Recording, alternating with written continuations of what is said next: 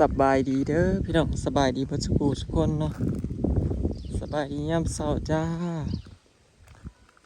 เฮิงเลยเนาะที่เฮาบ่ได้มาถ่ายบ้านแบบนี้พี่น้องแต่นานแล้วเนาะบอยมากบ่ได้ถ่ายจะมาเกลือปลาแล้วก็ฟ้าวไปเกลือหมูแล้วก็ไปตกกาแต่ละมื้อพี่น้อง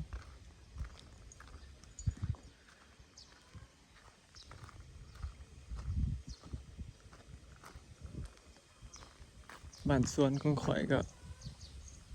พักเบรก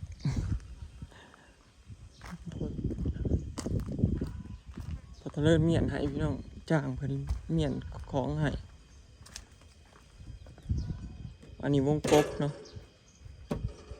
วงกบใหม่บ่ได้ใส่อันเก่าก็เลยเรือแบบนี้พี่น้องหลายเติบเด้เอาไปแอมเทียงนาหรือว่าเอาไปใส่เทียงนาพอดีเลยพี่น้องเนาะพอดีเทียงนา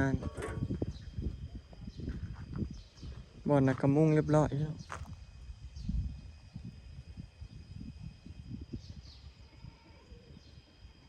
ถ้าเลื่อนเหตุให้พี่น้องบรรยากาศยามเช้าที่บ้านสวนของเราเองเนาะ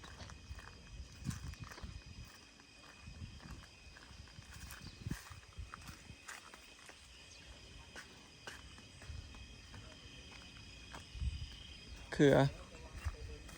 ต้นบักฮุงล่างเลยพี่น้องบกขึ้นเลยต้น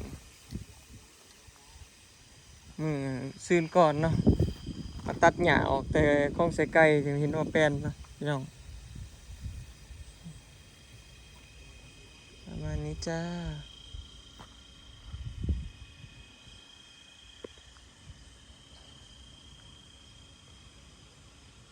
บรรยากาศดีเนาะพี่น้อง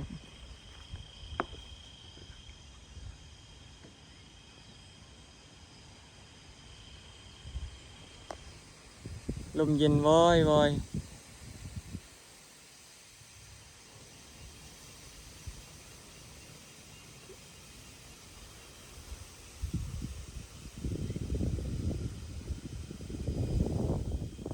นป่ามาถ่ายกินหัวอาหารปลาเค็งใหญ่ไวพี่น้องใหญ่ไวเลยบอจิเทเพิ่งเห็นบ่ใหญ่ไวเด้แต่ว่าปลานิ่นน่ะบ่ใหญ่ปลาเค็งนี่2-3 นิ้วนะ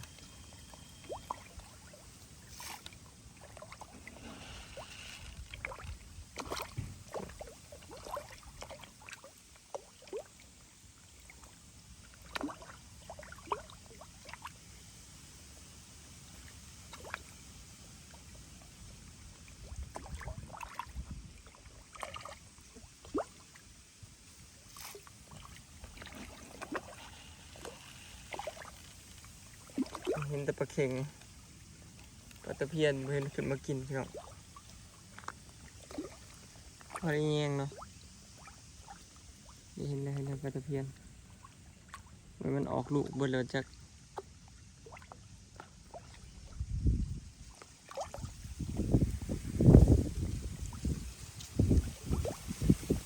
ปลานิ่นคือนึงพี่น้องปลานิ่นนี่ยังบ่ใหญ่อยู่แทบสิบ่ใหญ่ขึ้นเลยนะ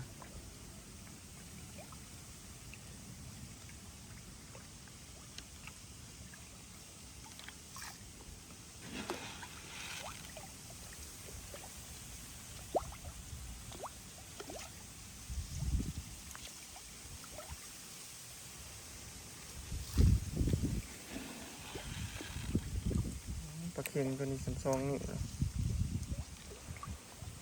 พ่อปิ่งนะพี่น้องปลาเค็งเนาะตัวพ่อปิ่งกับปิ่งส่วนปลานิ่นบ่สิตึกมากินอยู่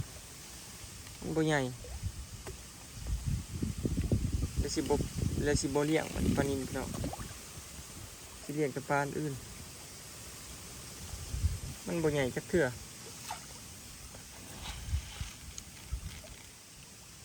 เดือนปลายสิ2 เดือนแล้วใหญ่ขึ้นกว่าเก่าน้อยเดียวพี่น้องเห็นป่ะใหญ่ขึ้นกว่าเก่าน้อยเดียวเองบ่ได้แบบใหญ่ขึ้นแห้งเลย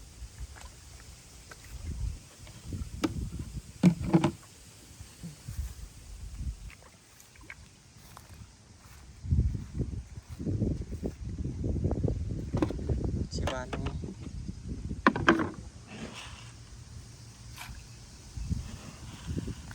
่เป็นสกปรกตะเพียน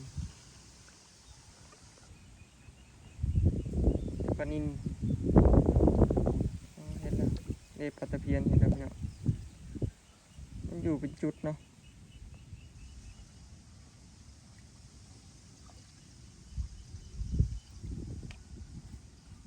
กินหัวหานบ่เก่งคือเก่าพี่น้อง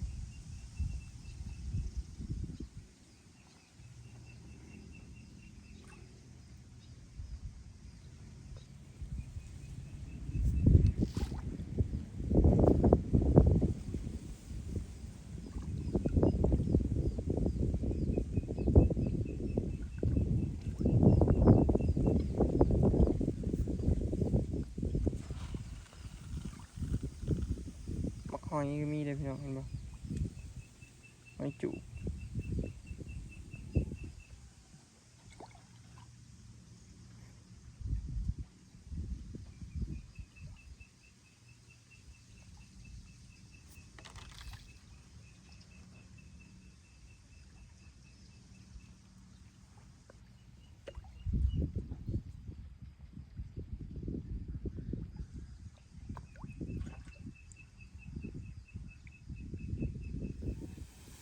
ต้นดอกกระเจียวของเฮาสะร้อยเป็นเอาอันฝุ่นมาใส่พี่น้องแล้วก็เอาเพื่องมาโปกเนาะแล้วก็หดน้ำ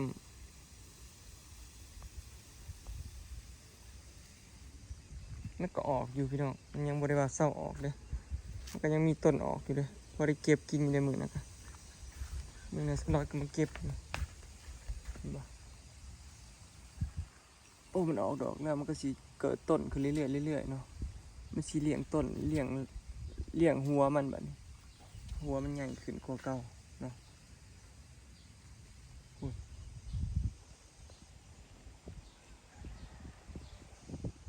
มื้อนี้อากาศก็ครึมๆคือเก่าพี่น้องเนาะนี่คือฝนที่ตกเนาะเมื่อวานนี่ฝนตกมาอยู่ห่างแป๊บเดียวมื้อนี้ครึมมาแห้งอีกแล้วครึมกว่าเมื่อวานนี้อีกเนาะแต่ว่าตกก็พอคือพี่น้องตกพอแจะบ่พอ2 นาทีเศร้าบ่พอสิได้น้ำได้อิหยังดอกอย่าว่าแต่น้ำดำนาเลยพี่น้องซ้ำน้ำไถขุดนานี่ก็บ่มีเนาะขี้ดินง่ายคุ้มๆเอาเข้ามาเกลือเป็ดพี่น้องอันนี้คือกะเฮาเด้พี่น้องกะเฮาเลยยาวเลยได้คืบหนึ่งคืบปลายแล้วนี่ไก่สิพอลกเลยเด้อีกประมาณ2 ทิศคิดว่า2 ทิศกว่าก็พอดำแล้วพี่น้องแป๊บเดียวกะอายุ20 กว่ามื้อก็ดำได้แล้ว7-8 มื้อปีนี้สิให้กะมันแก่แน่เนาะพี่น้องปีแล้วนี่กะมันอ่อนแล้วมันก็ติดเพี้ยติดพยาธิง่ายมันอยากตายเนาะกะแก่ดำมันก็สิอันนั้นบ่ค่อยเป็นโรคเป็นภัยเห็นบ่พี่น้องก็เวลายามเฮาดำหน้าช่วงฝนเหยียบนะเฮาดำหน้าเลยฝนตกห้ำคู่มือนะแบบนั้นพี่น้องยังก็เป็นโรคเนาะเขียวงามบ่ว่าสิเข้ามาเกือบเป็ดทุกมื้อพี่น้องเกือบตอนเช้าตอนแลงข้างเป็ดไปในคอกไก่พะมี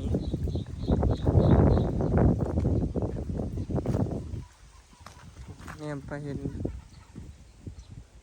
สาวแพงลูกสาวพญเลินพี่น้องมาเฝ้ากะเฝ้าเขา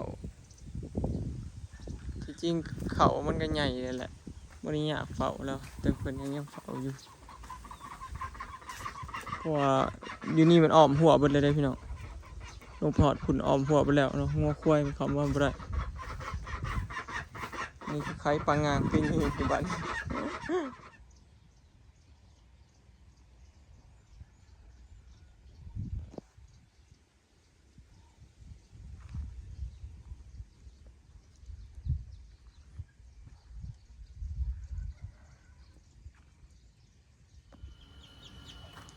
หากันแล้วเรียกพี่น้องเกลือหมูเกลือเป็ดเก ลือปลาเนาะ3-4อย่างพี่น้องมื้อนี้เฮาตกกะแล้วเมื่อวานเนาะมื้อนี้บ่ได้ตกกะพี่น้องแล้วก็สิมื้อนี้ว่าสิไปค้นฝุ่นพี่น้องบ่ว่าสิไปค้นฝุ่นในบ้านบางเทื่อก็สิไปไถหุดหน้าเนาะหักมื้อนี้คือสิบ่ได้ค้นนั่นแหละเพอพุทธเลิศแล้วสิเอารถไถแก่หินทรายลงไปไว้อยู่เทิงๆเนาะเพิ่นสิไปเฮ็ดอันแท่งน้ำสามีบอยก็เลยสิลงไปไถหุดหน้าสิไถหุดเฉพาะไห้ที่มันมีอันมีมีขี้หมูนะพี่น้องมีอันไห้ที่เฮาอันใส่ขี้หมูอะนะเพราะว่ามันงอกควายมันมากินอันงอกควายมันมากินขี้หมูเฮานะมันสิเบิดก่อนนะอยากไปไถเฮ็ดไห้ที่มันมีขี้หมูก่อนและขี้หมูที่เฮาซื้อมาอยู่ในนี่ก็บัดไก่สิไถหุดจังสิเอาลงจังซี่นะแบบเฮาเทปุ๊บแล้วเฮาไถหุดโลดเนาะแบบนั้นงัวควายมันกินอันขี้หมูเบิดนะพี่น้องเหลือน้อยเดียวเด้แป๊บเดียวเนาะมันกินคุมื้อแล้วก็เบิดเนาะขี้หมูบ่ได้ยังงัวควายมันหมักดีดอนขี้หมูแถมหญ้าอึดแบบนี้นะมันแห่งก็หมักพี่น้องบ่ได้ไปทางใดวนกินแต่ขี้หมูอยู่ในอันทุ่งนาเนาะงัวมีใหญ่อำลาเพิ่นก็ไข่บ่ให้เอาเบอร์อันหมอให้เพิ่นสลอยเห็นมัน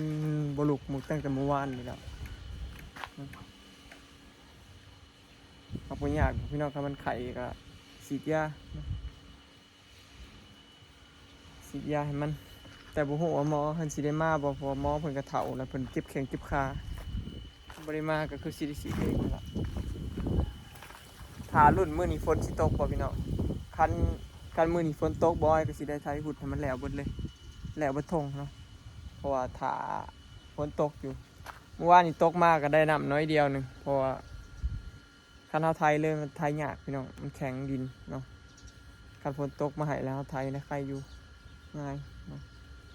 ประมาณทิศกว่านี่แหละไถหุดก็รุ่นอยู่เด้อนี่ยันบ่ทันกับกะคันสมมุติว่าฝนตกมาอีกรอบ